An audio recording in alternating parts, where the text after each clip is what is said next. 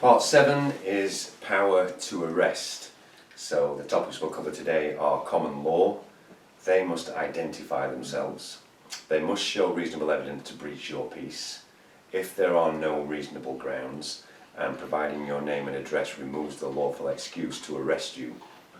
Other commonly used excuses used to make an arrest: prompt and effective investigation, disappearance of detained person, report unlawful arrest and get crime reference, report to the IPCC if they refuse to give a crime reference number, follow up investigations, report to the IPCC if there's no action, and take to court if no further action is taken by the police.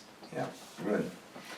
Okay, so again, just to make sure that it's a pattern, they must first identify themselves, and we've been through that earlier. Then they must show reasonable belief. Under common law. Yeah, under the common law. They must show you the reasonable evidence to breach your peace.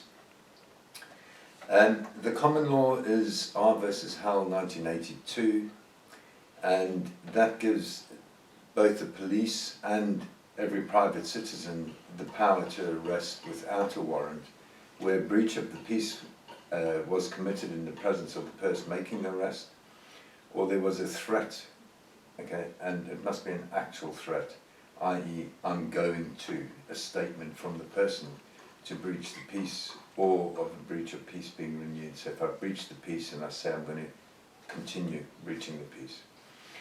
If there's not been a breach of the peace, the person making the arrest, again, at the time, must have an honest belief.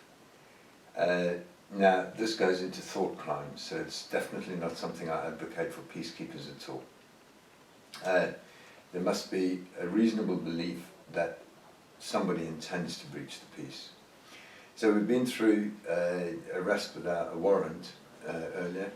Same procedure. So for to arrest, we would need. Sorry, no, we hadn't been through before arrest without a warrant, but we've been through the steps. You must identify. They must identify themselves. They must show reasonable evidence. Now, if they have lawful excuse, or you believe that they have lawful excuse, you simply provide your name. What you do is you say, my name is blah blah, and the address where you can lawfully serve me any claim you believe you may have against me, to which I will respond accordingly, is blah blah. You no longer have lawful excuse to continue my detention.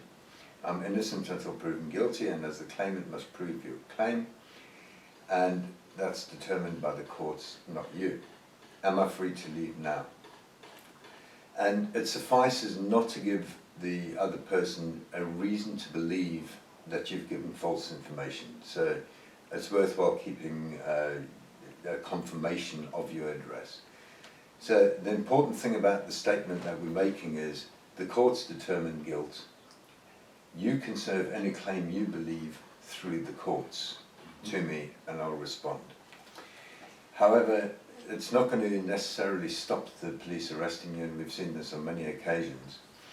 And so what they use is to allow for the prompt and effective investigation of the offence or the conduct of the detained person. Now, by making that statement, they're actually admitting your arrest is unlawful, because they should have had that evidence at the time of making your arrest. So you simply respond if that's the reason they say that they're going to arrest you. You simply just say, you've now admitted my arrest, and hence this detention is unlawful, as you still fail to have lawful excuse to breach my peace under the binding common law precedents of R versus Howell. And your legal claim is order following, which is not lawful excuse under the binding precedents of the Commissioner of Police of the Metropolis versus Razi. Lawfully by your admission, you must immediately release me. You have my name and address, and can lawfully serve me any claim you may believe you have against me, and to which I will respond accordingly. I'm innocent until proven guilty. The claimant must prove their claim, and the courts determine guilt. Am I free to leave? So the next excuse that they say for arresting you is to prevent any prosecution of the offence from being hindered by the disappearance of the detained person. Again, This is an admission then of an unlawful arrest, because they should have the evidence to breach your peace at the time. So you state, you have my name and address, and hence my continued detention is unlawful, as you fail to have lawful excuse to further breach my peace under the binding law common law precedents of R versus Howe. Your legal claim is order following, which is not lawful excuse under the binding common law precedents of Commissioner of Police versus Metropolis, Commissioner of Police of the Metropolis versus Razi. Lawfully, by your admissions, you must immediately release me. You have my name and address, and can lawfully serve me any claim you may believe you have against me, and to which I will respond accordingly. I'm innocent until proven guilty. As the claimant, you must prove your claim. Guilt is determined by the courts and not you. Am I free to leave? And then the same procedure with creating your record. Any unlawful behaviour, we go and get a crime reference when we report it to the police station, you follow it up. If they've done nothing about it, then you report it to the IPCC.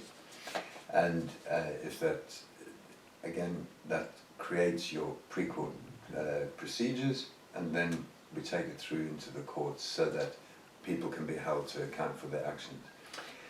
But just one thing is, you can see we're always talking about two common law precedences here. They cover just about everything. It's the law, not the legislation. So I think the most important thing to remember here as well, by further reiteration of making the same statement to the police, is when they first obviously go to make the arrest, you have a retort. Absolutely. Secondly, when they say, well, we are going to arrest you, you have further retort, which is Correct. The same thing that you're saying. Absolutely. And even once they get to the point of saying, we are going to arrest you, you're still actually doing that. So you're operating in a correct and official manner Absolutely. to respond to them. Yeah. And I think there's a good possibility, and the reason why we're saying this to people is that if they continue down their line of questioning after you've made your first response, say it again, because they might back off after the second or after the third event. Not only that, but you then have different charges against them. If they fail to give you a reason to breach your peace, Correct. If they detain you, and as you'll see when we go on, if they go on to use force. So each of these are separate charges for which they must be held to account. Yeah.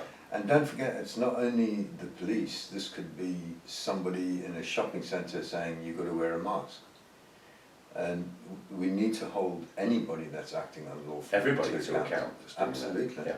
You know, it's not targeted just for the police. It's about the rule of law. It applies to everybody equally, as we're all equal under the law and nobody's above the law. Indeed. Yep, good. Thank you.